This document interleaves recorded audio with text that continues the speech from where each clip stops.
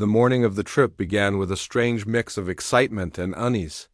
The kids were bubbling with chatter, arguing over who would sit by the window and who got to control the music. Their laughter filled the car, spilling into the crisp morning air as we loaded the last of our bags into the trunk. On the surface, it was just another family road trip, something ordinary, even joyful.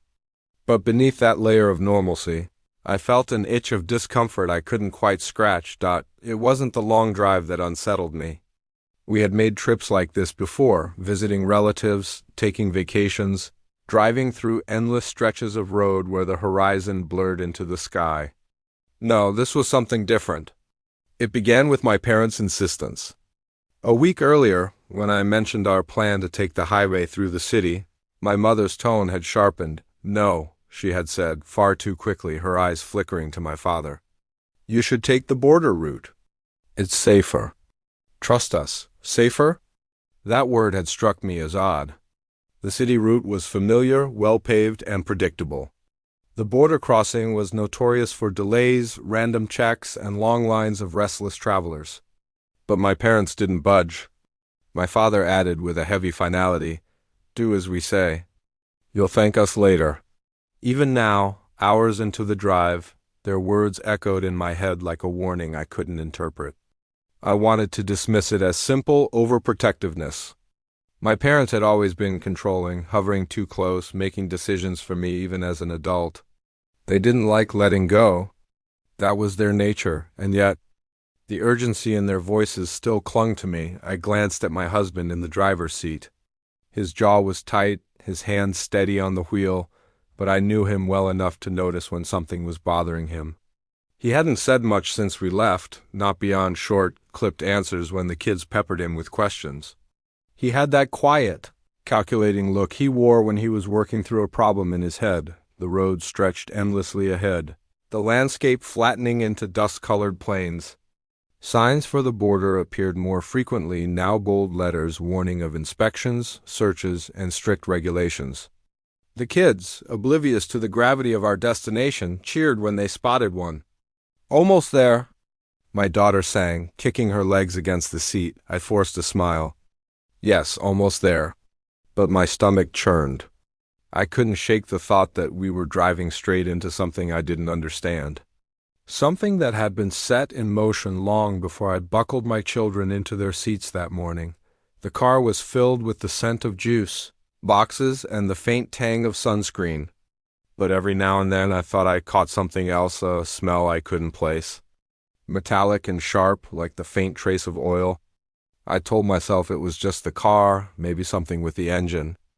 I didn't dare voice it aloud, to distract myself. I tried recalling the last conversation with my parents before we left. My mother's hands had lingered on the kids a little too long, her embrace almost desperate. My father had avoided my eyes altogether, focusing instead on the bags, on the trunk, on every detail, but me. At the time, I had written it off as sentimentality. Now, retracing the memory, it didn't feel sentimental at all. It felt like a goodbye cloaked in something else. I turned to look at my children, their innocent faces lit by the late morning sun. For them, this was an adventure. For me, it was becoming a riddle. One whose pieces didn't fit neatly together. As the border neared, a silence settled over the car, heavy and unspoken. The hum of the tires on the asphalt was the only sound, steady and relentless. I leaned back, closed my eyes, and tried to steady my breathing. But the unease only grew sharper. I didn't know it then. But the trip, I had convinced myself, was just another family drive, was about to unravel everything I thought I knew about my parents. Put my children directly in the path of their secret. The border loomed closer with every mile. Large green signs marked the distance in bold white letters: 10 miles, 5 miles, 2 miles. My kids grew louder with anticipation, craning their necks to see the line of cars gathering in the distance, but beside me, my husband's silence was becoming unbearable. He gripped the wheel so tightly his knuckles had gone pale, his lips pressed into a thin line. I reached over and touched his arm lightly. "Are you okay?" I asked. He gave a small nod, eyes fixed on the road, but the answer didn't convince me.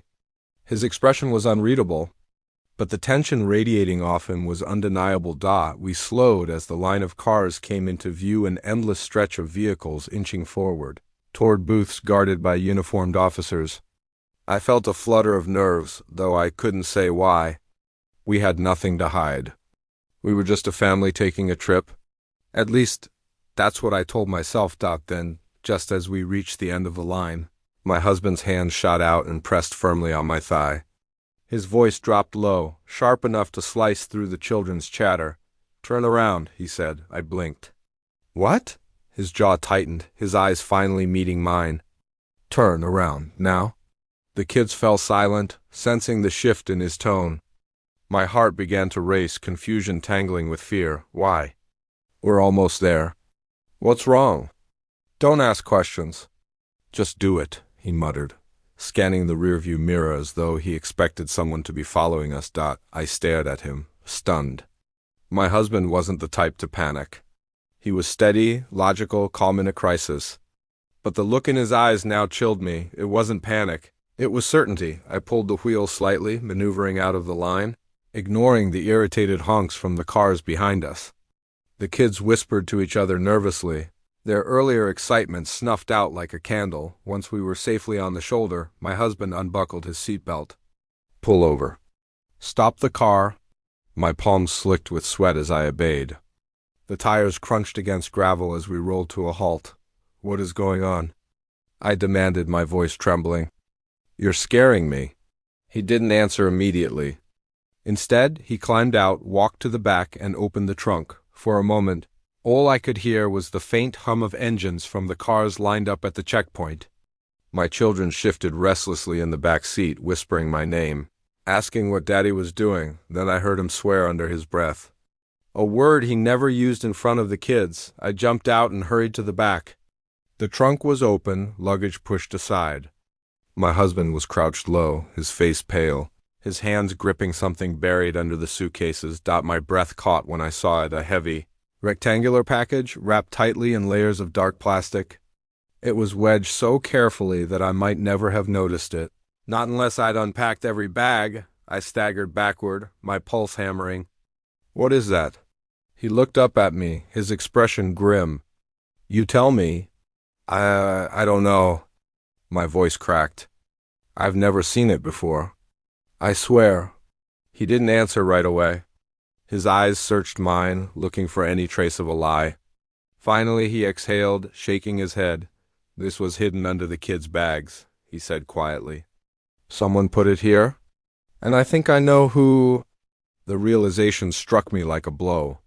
My parents, suddenly, their insistence on the border route, their odd behavior, the way they'd lingered around the trunk, it all replayed in my head with chilling clarity. My knees went weak. My husband steadied me, his hand firm on my arm. "We can't go through with this," he said, his voice low and urgent. "Not with that in the car. Not with the kids." The kids' faces pressed against the glass, wide-eyed and scared. I turned back toward the checkpoint in the distance, the line of cars inching forward like lambs to slaughter, and for the first time, I realized my parents had put us on this road for a reason. And it wasn't to keep us safe. The package sat there in the trunk like a ticking bomb. I couldn't take my eyes off it.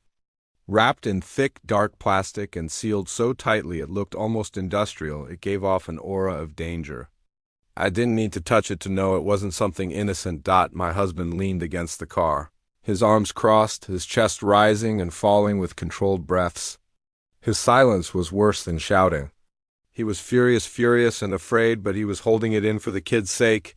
"Say something," I whispered. He looked at me, his eyes sharp. "You really didn't know this was here?" I shook my head so quickly it made me dizzy. "No, I don't even know what it is." But a part of me did, or at least I had an idea. I'd seen things like that before, hidden under blankets in the back of my father's truck when I was a teenager. I never asked questions then, just looked away when my parents exchanged secretive glances. Back then I convinced myself it was none of my business. But now, with my children only a few feet away, ignorance was no longer a shield. My husband reached in and tapped the edge of the package with the back of his knuckles. It made a dull, solid sound, heavy, compact, dangerous. This isn't clothes, he said flatly. I swallowed hard, my mouth dry. Do you think yes? He cut me off, lowering his voice. It's exactly what you think it is. A wave of nausea rolled through me. My parents had hidden something illegal, something serious under my children's belongings, and they had sent us straight toward a border checkpoint crawling with officers, dogs, scanners. If we had gone through that line, if my husband hadn't stopped me. The image hit me, uniformed men pulling me out of the car, handcuffing my husband, my children screaming in the back seat as strangers dragged them away. My chest constricted. My parents hadn't just risked my freedom. They had risked my children's lives. I can't believe this, I whispered, pressing a hand to my forehead. Why would they do this? Why use us? My husband's jaw clenched. Because no one would suspect a young family. They knew you wouldn't question them. They knew I'd be too busy driving to notice. He paused, his eyes narrowing. And they planned this. I wanted to argue, to say there had to be another explanation, but deep down I knew he was right. My parents weren't careless.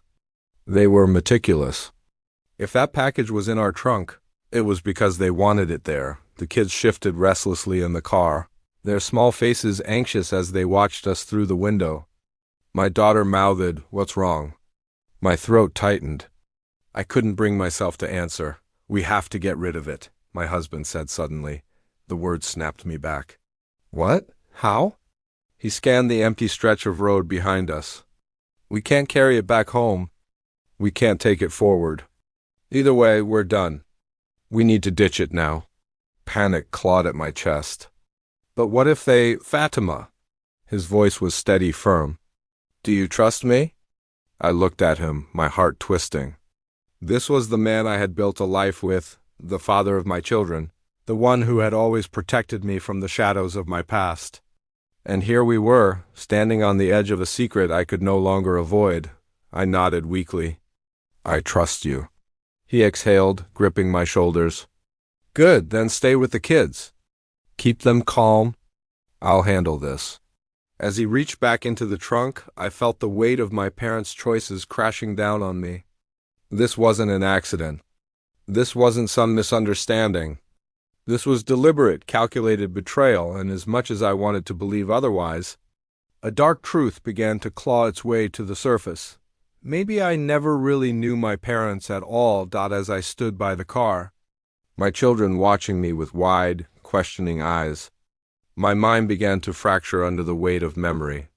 Every image of my parents that I'd buried away, every oddity I'd explained away as just how they were, now resurfaced with new, sharper meaning. I remembered being 10 years old, lying in bed on a humid summer night. The window was cracked open, and through it I heard muffled voices on the porch. My mother's whisper was strained, urgent. "We can't keep this here. If anyone finds out," then my father's voice, deep and steady, "no one will. She doesn't ask questions." At the time, I thought they were talking about me, about my tendency to wander into conversations that weren't meant for me. I pulled the blanket over my head and told myself they were just worried parents. But now, standing by that trunk, I wondered, what was it they were hiding then? Another memory surfaced, sharper this time. I was 17, helping my father unload groceries. Except one of the bags wasn't groceries. It was heavier, wrapped in black tape. When I asked him about it, he smiled that way he always did when he wanted to shut down questions, half warm, half warning. "Don't touch that, sweetheart. It's for work." Work. My father had worked construction all his life, at least that's what I thought. But he never came home with dirt under his nails, never smelled of sweat and steel the way the other men in town did. His clothes were always pressed, his shoes polished. Still, I never asked again. Because in our house, curiosity was dangerous. My husband's voice snapped me back to the present. "We can't sit here long. Someone might drive past." He was crouched over the package, his brow furrowed as though calculating its weight, its danger. I hugged myself, trembling. "I should have seen this. I should have known." "You were a kid," he said firmly. "They raised you to ignore the signs, to trust them no matter what." But the guilt gnawed at me anyway. Because hadn't there been signs all along? The random bursts of money when my parents were supposedly struggling. The sudden trips they took without explanation. The men who sometimes came by the house late at night, men I didn't recognize, who never stayed for coffee or conversation, just quick, tense exchanges in the doorway. At the time, I thought my parents were eccentric, maybe even paranoid. I'd convinced myself they were just protective, old-fashioned, secretive in their own strange way. But now, with that black-wrapped package glowing like a curse from the back of my car, I realized the truth was far darker. The kids pressed their hands against the glass, their faces pale. My son whispered something to his sister, who immediately reached for her stuffed animal. Their innocence was unbearable in the shadow of what my parents had done. My husband stood, his expression grim. We're not dealing with amateurs here. This isn't something thrown together. Look at it, cleanly wrapped, sealed, disguised. They've done this before. His words struck a chord because deep down I already knew. My parents weren't new to this. Whatever this was, drugs, money, something worse, it wasn't their first time. And they hadn't hesitated to involve me, to use my family as pawns in their game. I thought back to the night before our trip. My mother's hug that lingered too long, her whispered, "Be careful," against my ear. My father's eyes avoiding mine, fixed instead on the trunk, as though it held something precious. Something dangerous. Tears burned behind my eyes. They set us up. My husband's hand tightened on my shoulder. Then we need to decide right now how far we're willing to go to protect the kids. Because if we turn back, they'll know we found it. And if we go forward, we risk everything. I looked at the horizon where the line of cars inched steadily toward the checkpoint. My parents' voices echoed in my head, that insistent command, "Take the border route. Trust us." But now I understood. It wasn't protection. It was manipulation. It had always been manipulation. And the closer we got to the truth, the more I realized my parents hadn't just lied to me. They had built an entire life on secrets, and one of those secrets was about to destroy mine. The wind whipped against my face as I stood there, staring at the package as if it might spring to life. My husband crouched again, his hands steady but his movements careful, deliberate. He slid his pocketknife from his jeans and flicked it open with a snap that made me flinch. "We need to see what we're dealing with," he said, his voice low. I swallowed hard. "What if it's dangerous?" He glanced at me, his eyes fierce. "It's already dangerous. Not knowing is worse." I bit my lip, fighting the urge to tell him to stop. But deep down, I knew he was right. Ignorance had already carried us too far. The kids watched from the car, their faces pale, their breath fogging up the window. I forced a smile and lifted a hand, mouthing "it's okay," even though my own chest felt like it was collapsing in on itself. The knife pierced the plastic with a soft hiss. My heart hammered as he carefully sliced through layer after layer, the black wrapping giving way to dull brown paper beneath. Each rip echoed louder in my ears than the last. And then I saw it, stacks of tightly bound packets. White, powdery residue clung to the edges, even through the sealed plastic. My stomach turned to stone. Drugs. A quantity so large it could never be mistaken for personal use. This wasn't something my parents had stumbled into. This was trafficking, organized, professional, intentional. I staggered back, my hands trembling. "Oh my God. Oh my God." My husband covered the open bundle with the torn plastic, his jaw set hard. They were smuggling it through us. Through our kids. The words slammed into me, breaking through every layer of denial I'd tried to build. My parents had put their grandchildren in harm's way without hesitation. All the times they'd claimed to protect me, to care for me, to love my children more than life itself, it was a lie. A cover, a mask to hide the rot beneath. Tears blurred my vision as memories reeled in fast, disjointed flashes. My father slipping out at night claiming he had late shifts. My mother counting rolls of cash at the kitchen table, shoving them into drawers when I walked in. Their paranoia, their insistence that I never trust anyone. It wasn't wisdom.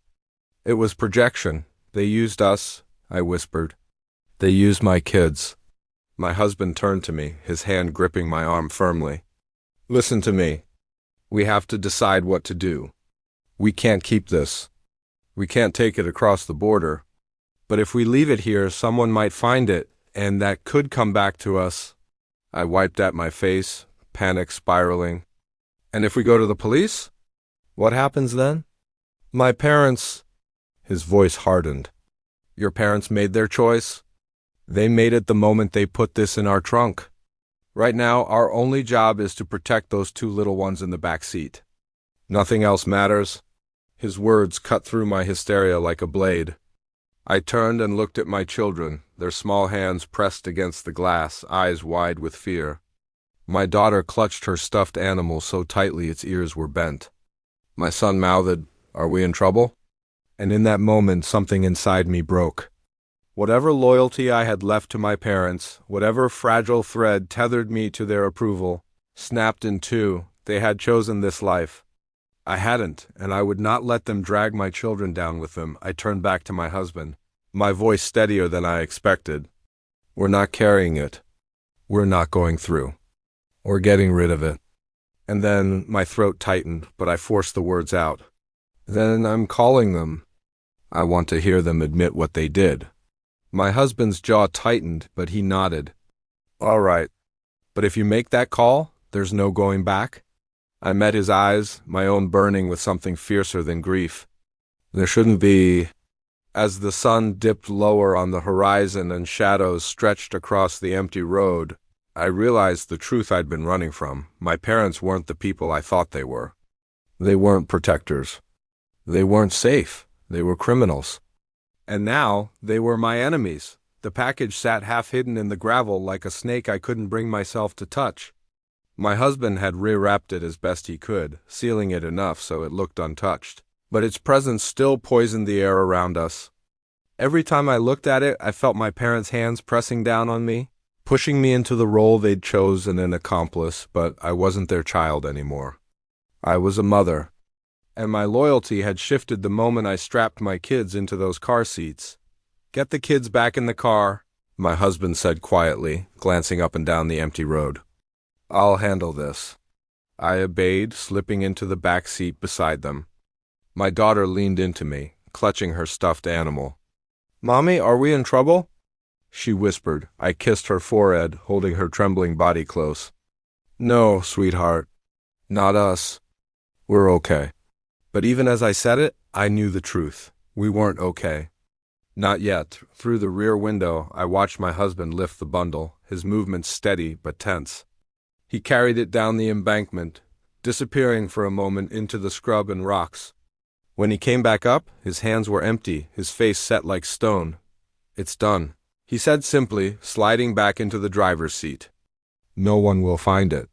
Relief washed over me, but it was fleeting. Because burying the evidence didn't erase what had happened.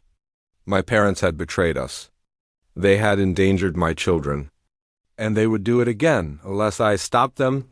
My husband started the engine, the hum of the motor, filling the silence. What now? He asked. I stared at my phone in my lap, my thumb hovering over my mother's contact. Just seeing her name there made my chest ache. For so long, I'd lived in their shadow, convinced that their rules, their warnings, their secrets were for my protection. But now I knew better. I have to call them, I said, my voice low but firm. My husband glanced at me. Are you sure? Yes. My throat tightened, but I pushed through. I need to hear them admit it. I need to tell them I know. And then... I swallowed hard. Then I'm done with them. The words felt foreign, almost impossible. Cutting ties with my parents was something I never thought I could do. But then I looked at my children, their small, trusting faces, their fragile sense of safety, and I knew I didn't have a choice. I pressed the call button. The line rang once, twice. Then my mother's voice answered, bright, almost cheerful. Sweetheart? Did you make it through the border yet? My stomach twisted. The false warmth in her voice was unbearable now, knowing what she had done. My hand shook as I held the phone. No, Mom, I said coldly. We didn't make it through. We didn't even try. Because we found what you put in our car. Silence.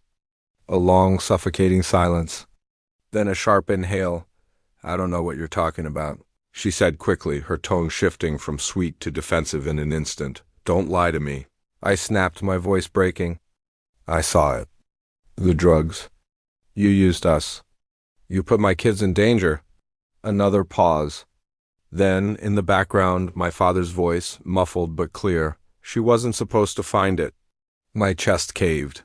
Hearing him admit it without hesitation, without regret, was worse than the discovery itself. My mother's voice hardened. You don't understand. We did this for you. For the family. You think your comfortable life just appeared out of nowhere? I couldn't listen to another word. I hung up, my hand trembling, tears blurring my vision. My husband reached over and squeezed my hand. You did the right thing. For a long moment, I sat there in silence, staring out at the road ahead. The border lay behind us, but a different kind of border now stretched before me, the line between the life I'd known and the life I was about to choose. I turned to my children, brushing the tears from my cheeks, and forced a steady smile. We're going home, I told them. But things are going to be different from now on. And in that moment I knew I would protect my family. Even if it meant cutting my parents out of my life forever, they had chosen lies, secrets, and crime. I was choosing truth, safety, and my children, and for the first time in my life, I didn't feel like their daughter. I felt like a mother,